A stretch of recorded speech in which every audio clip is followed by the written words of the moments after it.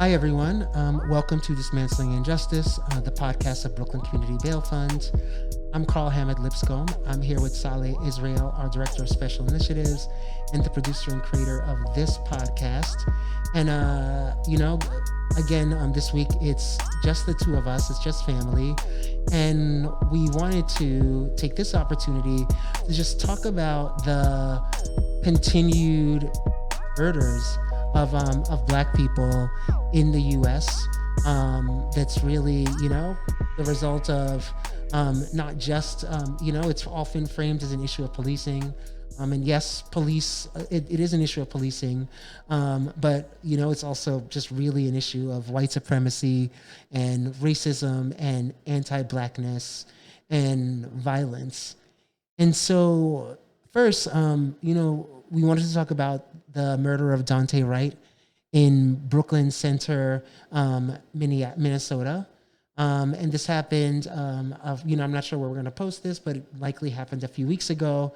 Daunte Wright was just 20 years old when he was killed by Officer Kim Potter, who is supposedly a 26-year veteran of law enforcement, during a routine traffic stop. And she stopped him, get this, because in that county, it's unlawful for someone to have air freshener in their windshield. And that's why he was stopped, because, he wanted his car to smell fresh. And Officer Potter claims that she meant to grab her taser, but instead she grabbed her gun. So yesterday, she and the local police chief resigned. Today, and this is today is in April 13th when we're recording this, the district attorney announced that Officer Potter is being charged with second-degree manslaughter. And so, I guess, Salih, this is probably the most vague question I could possibly ask you, but how are you feeling about this latest tragedy? Are you angry? Are you upset? Are you surprised? What are your thoughts on it? I'm not surprised. When it comes to issues, I am continuously angry. I think I said to my wife maybe like 2 years ago, like, we live in a constant state of just anger. Like, is triggered more or less on different levels given any day based on what's happening. But I don't think I've ever come down from being angry when it comes to just the way Black people in particular in this country are, not valued. The idea that I grabbed the wrong weapon says that it wasn't meaningful enough to check which weapon I was grabbing. And that's a matter of value, right? Like, it wasn't, let me get this right. It was like instinctively, I'm going to grab the first thing I grab, and I'm hoping it is what it's supposed to be. If that's the case, to be able to say that I made a mistake and grab this means, you make mistakes when you're not conscious of what you're doing. Yeah. So there was no incentive to be conscious of what you're doing when it was literally a life or death situation. To point any weapon at a person is a life, even if it's a taser. Let's be clear, to point the taser at someone. Which is like you were conscious of what you were doing. You were like, I am going to violently attack this man. Like, even with the taser. Yes. I am grabbing, I find what this person has done is so egregious that I need to grab a weapon. A weapon. The idea that saying is a mistake makes sense, only makes sense if there was not meaning enough in the act to say, I should have really taken my time to make sure I got this right because somebody could have got hurt. And that's what I do when I'm simply picking something out of the cabinet. When I go in a cabinet to get something, I'm like very careful I don't fall and drop something on my own head. I'm not talking about like a gun or a bullet. I'm saying like a bottle of mayonnaise, right? Mm-hmm. I'm watching to see who's around. If my child runs by while I'm getting a mayonnaise, I stop and wait for him to pass. That type of consciousness is what's missing here.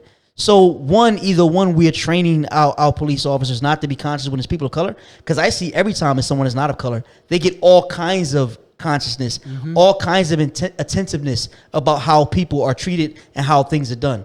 When it comes to people of color and Black people in particular, there's no commitment to being conscious about how someone can get hurt. Yeah. So it's all right to say it was a mistake.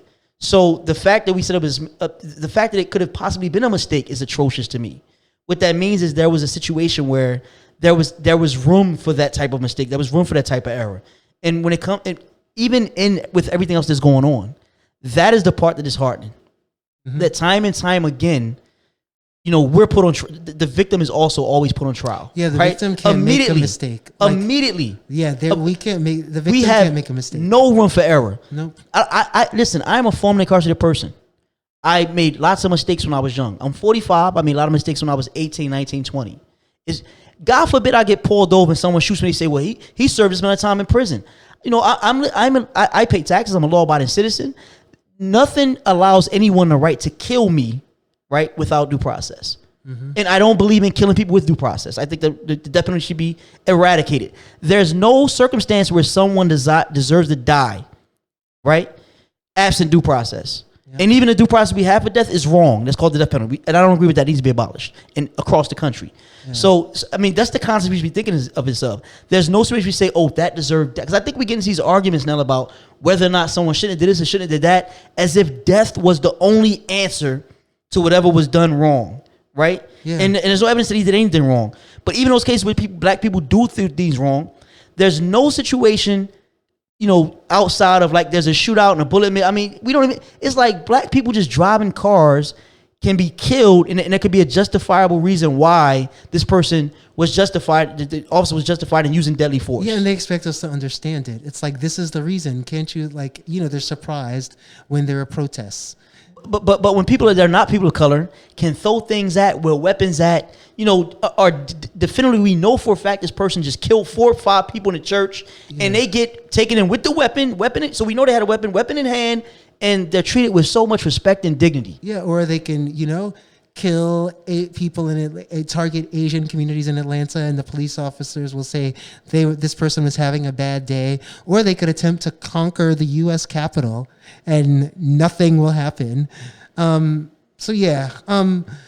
Speaking of due process, the Derek Chauvin trial is going on. Derek Chauvin is the police officer who murdered George Floyd a little less than a year ago, as of the time of this recording.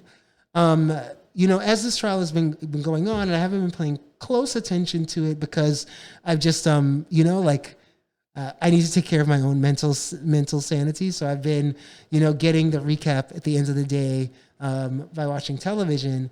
But the prosecution has emphasized the use, the fact that Derek Chauvin used unreasonable force. They've gone out of their way to say that Chauvin's treatment of George Floyd was outside of standard practice and not normal. Effectively, it feels as though they're throwing, Chauvin under the bus, which is rare in these types of prosecutions, of course. The defense, Chauvin's defense, on the other hand, and, as a former defense attorney, they're doing their job here, but the fact that they can make this argument and that it's a reasonable argument for some is what agitates me. They are attempting to paint George Floyd and the crowd of onlookers as a threatening mob, as drug addicts, as ready to attack the officers at a moment's notice, and that's why, it was reasonable that Derek Chauvin was afraid. And so, I'm not sure if you're following the trial, but if so, I'd love to get your thoughts on it. But is there anything just that stands out to you about this prosecution? Do you think this time it's going to be different? Like, what do you think is the likelihood that the jury will find Derek Chauvin guilty? I don't know, man. I watched Trayvon Martin's murderer walk off after the cops told him he wasn't even a cop, said don't follow him. And, no one focused on that fact that the police on the line said do not follow that young man. And he follows him anyway. He shoots and kills him. And, this question of I felt afraid for my life, it is so subjective, it is ridiculous. And I just wanted to add, in this case, I've been in, more than one incident with the police. I've witnessed more than one witness police. And it's very rare that I saw where there was Chauvin wasn't by himself. That he had like a wall, but he had like a 3-officer wall between him and what they call the hostile mob. And none of them had their guns out. No. So this mob is so hostile, they all were just like standing there. It's funny because none of them are saying like, it's like a calm step back. It was none of this like, with the guns out, stop, don't take another step because we feel threatened. There was nothing about the other officers that were there that implies they felt threatened. what it does look like, their thing was there was this antagonism between the crowd and them, and this entire time the neck is on, and they're all looking back at, they all glance back periodically at what's happening back there. There's no effort to like get him up into the car so they can leave. No. There's no backup that comes there's no SWAT team that comes and says we have a hostile situation there. There's no constant look. We need to hurry get because we're in trouble. Everyone's missing that. We have a scene that was very calm. This man calmly kept his knee on George Floyd's neck. It wasn't like this. They're fighting and struggling with him while he calmly kept, literally calmly kept his knee on this man's neck. So I just don't. This thing with the crowd. Maybe if he was, if he was by himself, and I see, we have a picture of him and other officers, and they're standing there again. Yeah, they're pretty nonchalant about it. You can't say fear for your life in that moment. None of them have their guns drawn out, holding the crowd back like it's something really about to happen. What are we saying here? I mean, and hopefully the prosecution points out that fact, that the scene does not paint the picture of someone who is fearful for their life. Yeah. Yeah, we'll see what happens. So aside from these murders that are getting a lot of attention right now, a Virginia Army officer was pepper sprayed by a police officer while sitting in the front seat of his car. He was trying to de-escalate the encounter. And so, the thing that's surprising to me about this is, one, it's like, and he had his uniform on. So Army officers in Virginia, which is like basically the Army capital of the U.S., and they are they are law enforcement officers. They also aren't immune to police violence if they're black. And I'm not surprised by this, but I think what this raises for me is what do all these cases, what do all these stories say about Black lives right now? Has anything changed since last year's protests? Has anything changed over the last few years? I know that the issue itself gets a lot more attention. And I think that's good. It's ingrained within our culture. People are talking about it. But what has actually changed in terms of people dying? Well, who's talking about it? We're talking about it, right? The reality is, until white supremacists give up their, sacrifice their privilege for equality and justice and human rights, then people, of course, we're talking about it. We're not talking. The nation's not. We're talking. And people saying everything's not about racism. I mean, you hear everything, but yet every time we turn around, it's happening. And in this case, like you said, there is an army, a military officer, and he's trying to de-escalate it, and this officer can't see the uniform. He can't see the uniform. Doesn't matter. We have a lot of organizations that are black law enforcement officers, and they do a tough job. They maybe some of them try to make difference in their communities, but at the end of the day, if any one of those officers were pulled over without the uniform on, they would get treated like any other black person. Yeah, well, and if they reach for that wallet trying to show their badge, they might get shot in the back, right? Because it's not a matter of what you do as a person. This hits at the heart of white supremacy and the heart of racism. It's not about you individually, right? There's an ideological force out there that says black people are dangerous, and no matter what they're saying, it's interpreted as danger, and we respond which is we respond like I'm afraid for my life. So what it says today is that we say Black Lives Matter because obviously in reality to people who are not black lives don't matter. And people say all lives matter. When we start acting like all lives matter, maybe we'll say all lives matter. Right now, it's obvious black lives don't matter. No, all of those are the first thing I thought was they say blue lives matter. Blue lives matter unless you're black.